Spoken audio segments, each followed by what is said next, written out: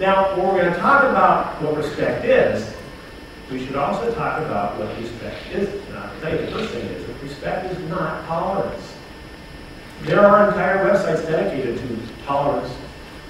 Now, tolerance may be a starting place, but I would suggest that as an organizational standard, it is a bar set far too low for what we're capable of. How many of you have friends that you tolerate? How many of you have spouses that you tolerate? Or former spouses? How many of you, now you don't have to raise your hand for this one, how many of you might be that friend who is tolerated by other people? You know what? I would tell you that it's probably, there are worse places to be than tolerance, but I can tell you we can do a lot better too.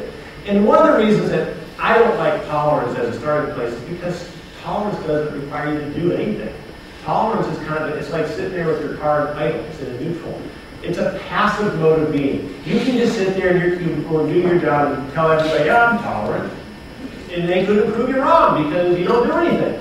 So it's very passive.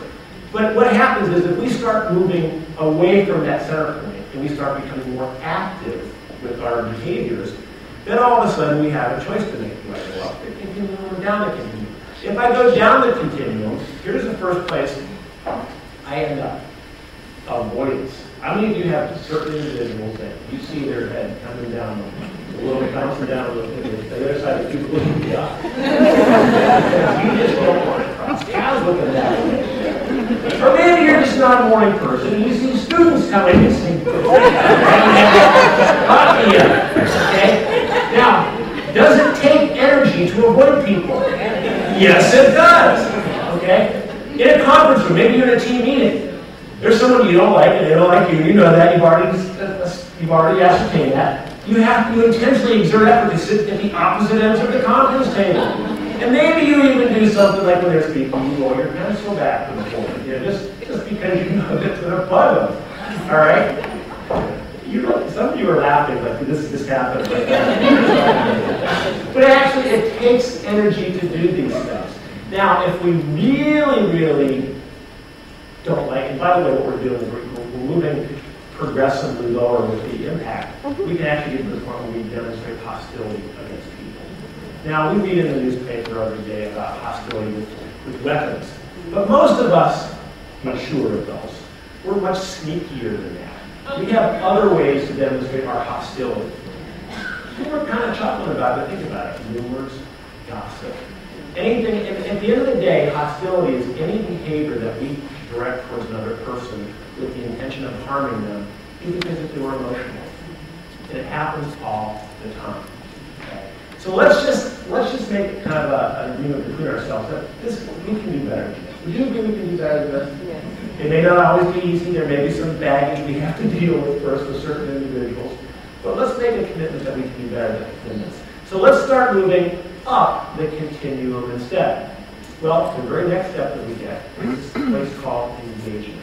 And what engagement means is I'm getting to know other people, I'm getting to know about other people, and what's important to other people. Now, here's the caveat. Without judging those differences. Becoming familiar with what makes people different than me, both what I can see and what I can't see, what I explore with them, without feeling compelled to judge them on those differences, whether it is their creed, whether it is the color of their skin, whether it is their age, their body piercings, whatever it is about them that makes them different. I am curious to figure out what respect means to them, and the only way I can do that is to find out what's important to them and not judge them for that. And at the end of the day, if we do that, and that becomes a pattern for us, we get to this place called respect. But it does not happen unless we first become willing to engage people just to learn about them. There's a quality that we have as kids that I think far too many of us lose as adults. And it's the quality of curiosity. Simple curiosity. I can remember watching my son at 3 years old with a Hot Wheels car go back and forth across the coffee table, just trying to figure out what made that thing work, how are the wheels connected. And we have that, and kids even have that curiosity about other people.